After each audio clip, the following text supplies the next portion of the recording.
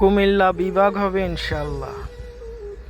সেটা নোয়াখালীকে নিয়ে হোক, নোয়াখালীকে ছেড়ে হোক, কুমিল্লা বিভাগ হবে ইনশাল্লাহ। কুমিল্লার সাথে নোয়াখালীর কোনো অংশেই তুলনা হয় না। প্রথম কথা এটা।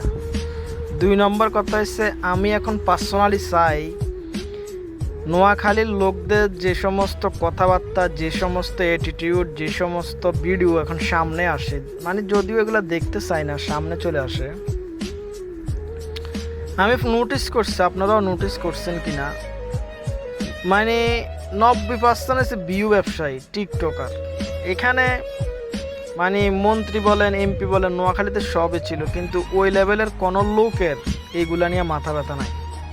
ঠিক আছে, সব ফাত্রা মাত্রা ফুলাফাইন, পড়ালেখা করে না, গোল্লা পায়, পড়ালেখার মধ্যে গোল্লা পায়, বড় বড় গোল্লা পায়, এগুলা টিকটক করে ভিউ ব্যবসা করার জন্য এখন একটা ট্রফিক পাইছে।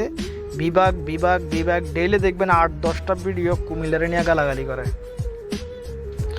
এই লোকগুলোর জন্য আমি পার্সোনালি চাই আমাদের কুমিল্লা বিভাগ হবে ইনশাল্লাহ, কিন্তু নোয়াখালীকে সারা হোক, নোয়াখালীকে সারাই হোক। আমাদের সাথে লক্ষ্মীপুর আসতে রাজি আছে, আমাদের সাথে ফেনী আসতে রাজি আছে, নোয়াখালীকে সারাই বিভাগ ঘোষণা করা হোক, নোয়াখালী বাদ থাক। এটা হলে কেমন হয়? এ সমস্ত মানে বোঝে কম চিল্লা বেশি, এ সমস্ত লোকদেরকে ছাড়াই হোক, আমার মনে হয় সব ভালো হবে। সভ্য ভদ্র সমাজের মাঝে থাকতে হলে অসভ্য 2-1টারে বাইরে রাখা জরুরি। কেমন হয়?